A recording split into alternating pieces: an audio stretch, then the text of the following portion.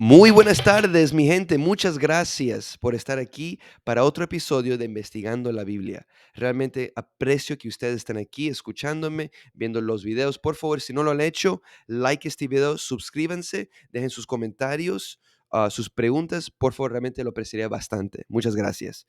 Si no han visto, ya he hecho otros videos en español y también he hecho videos en inglés y voy a continuar a hacer más videos de diferentes porciones de la Biblia, investigándolos, leyéndolos junto con ustedes para ver qué es lo que realmente dicen las escrituras hebreas y qué es lo que realmente dice el Nuevo Testamento y así por el estilo. Ahora, la pregunta de hoy que vamos a contestar y vamos a analizar es otra contradicción que sale en el Nuevo Testamento, y esta contradicción de hoy, en esta presentación, tiene dos contradicciones. Es una contradicción teológica y también y de esta pregunta sale un problema textual con los otros evangelios. Pero no se preocupe, voy a explicar más. Ahora, la pregunta para hoy es, ¿cuál es el problema en creer que Jesús es el Cordero de Dios? Otra vez, hay un problema teológico con esto y también un problema textual al comparar con los otros evangelios. Pero voy a explicar poco a poco. Primeramente, si no saben, y no estoy diciendo que todo cristiano sí sabe esto o no sabe esto, pero solamente quiero aclarar de que la idea de que el Cordero Pascual era una ofrenda o un sacrificio para expiar pecados es completamente falso. Eso no es cierto. Muchas personas creen esto, que el trabajo, el propósito del Cordero Pascual era para quitar los pecados de todo el mundo. Eso no es cierto. No expiaba el pecado, y esta idea no se encuentra en ninguna parte de la Biblia judía, en las escrituras hebreas. No existe de que el Cordero Pascual hacía eso, o la idea de que el Cordero Pascual o que el Cordero representa a un Mesías futuro es completamente ajeno a la Torah o a las escrituras hebreas. No hay conexión. Esto es algo inventado que aparece mucho más tarde, que aparece y vamos a analizar más adelante en el Evangelio de Pablo, perdón, en el Evangelio de Juan. Y hasta Pablo también menciona esto, pero en los otros evangelios esto no aparece. Hmm, Pero hablaremos de eso pronto. Ahora, en resumen, también quiero que ustedes sepan que, si no se recuerdan, el Cordero Pascual, este origen o esta historia sale en el libro de Éxodo. Vemos que durante el periodo del Éxodo, el cordero en Egipto era un dios, era adorado como un dios. Y por la ley egipcia estaba prohibido dañar o matar a un cordero. Y vemos que este acto se podía castigar hasta con la muerte. Y por esta razón, cuando vemos que Moisés rechaza la oferta que le da el faraón le dice, mira, yo sé que ustedes israelitas, ustedes judíos quieren ir afuera a dar ofrendas a tu Dios, traigan sus ofrendas y háganlo aquí en Egipto. ¿Por qué no? Háganlo aquí. Pero Moisés rechaza oferta porque él sabe que en Egipto estos corderos, estas ovejas, son dioses para los egipcios. Y lo que ellos iban a hacer ahora, ellos iban a matar a estos corderos por un propósito. Entonces Moisés rechaza esta oferta y podemos ver esto en Éxodo capítulo 8, versículo 26. Ahora, vemos que antes de salir de Egipto, un poquito antes, Dios prueba la fidelidad del pueblo judío al ordenarles que vayan y maten al Dios amado de Egipto, que es este cordero, y colocan la sangre del cordero en los dinteles de sus puertas, para que todo el mundo pudiera ver la sangre de los corderos afuera de sus puertas. Y vemos que los judíos que sí hicieron esto estaban demostrando a Egipto, al faraón, que para ellos lo más importante era que obedecer al único Dios verdadero, al Dios de Abraham, Isaac y Jacob, al creador del universo. Al ellos hacer eso estaban demostrando a todas las personas. Y vemos que de ahí en adelante, vemos que cuando ya pase la 10ª plaga, los judíos y sus animales no están afectados. Pero ¿qué pasa? Todos los primogénitos de Egipto mueren. Y vemos que ahí es el origen de este cordero, ¿verdad? Este cordero pascual. Ahora, si ustedes quieren saber un poquito más de esta historia y mucho más secretos y mucho más información del Cordero Pascual, pueden ver mis otros videos, o si quieren más, pongan sus preguntas aquí abajo y haré otro video hablando más de esto. Ahora, poniendo eso a un lado, solamente quería dar un resumen y demostrar que en Éxodo esto del Cordero Pascual no tiene nada que ver con un Mesías o que expía tus pecados, ¿verdad? También quiero que ustedes sepan que, y piensen en esto, sabemos que el Nuevo Testamento dice, Pablo lo dice y los evangelios dicen que el Mesías o que Jesús va a morir por nuestros pecados, el Mesías va a morir por tus pecados. Lo que tienes que hacer es creer en su muerte y su resurrección. Ahora sabemos que el Nuevo Testamento dice eso, pero hay que hacernos una pregunta. Originalmente, esta idea de un Mesías, ¿de dónde viene? Esta idea es una idea judía, ¿ok? Y vemos que estas ideas están escritas en las escrituras hebreas. Entonces, sabemos lo que el Nuevo Testamento dice, pero ¿qué es lo que dice las escrituras hebreas de este Mesías o de un Mesías? ¿Cuáles van a ser sus características? ¿Qué es lo que él tiene que hacer? ¿Por qué? ¿O qué es lo que no va a hacer? Y cuando viene, ¿verdad? Todas estas ideas, todas estas preguntas a lo mejor nos pueden venir al pensar en esto. Entonces, usted se tiene que hacer esas preguntas y investigar la Biblia, investigar las escrituras hebreas y ver lo que dice. Ahora, no voy a ir en mucho detalle en este video, pero solamente les voy a dar un ejemplo en donde ustedes pueden ir a leer y investigar. Vayan y lean todo el capítulo de Isaías, capítulo 11.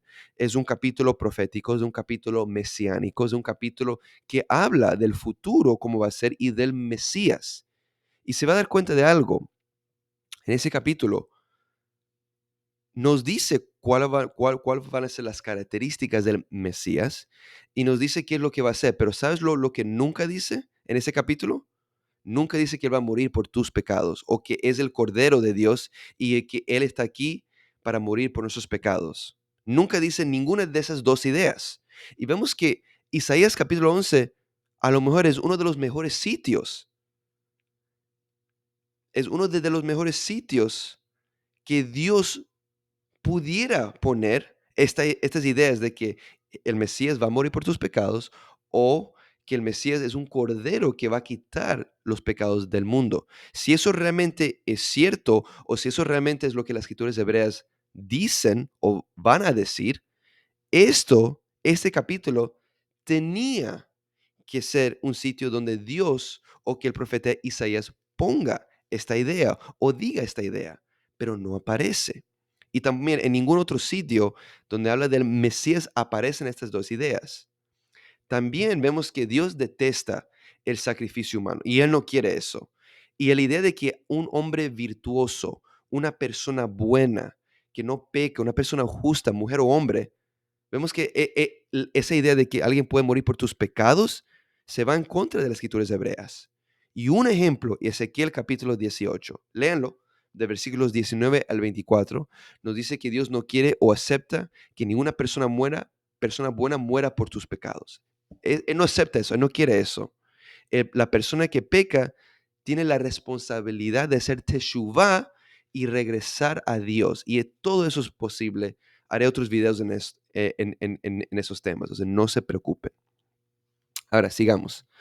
Ahora hablemos de la agenda teológica de Juan. Entonces, acabo de explicar brevemente un poquito cuál es el problema en pensar que Jesús es el Cordero de Dios que va a quitar pecados, cuando vemos que originalmente este Cordero Pascual no era para pecado, o no se refiere a un Mesías, o la idea de que Jesús es un Cordero Pascual que va a morir por tus pecados, se va en contra de las escrituras hebreas, porque en ningún sitio, ni un capítulo, versículo en las escrituras hebreas, incluyendo Isaías capítulo 11, menciona que el Mesías va a morir por tus pecados o que es el Cordero Pascual o que es el Cordero Pascual de Dios que va a morir por tus pecados. Eso no existe.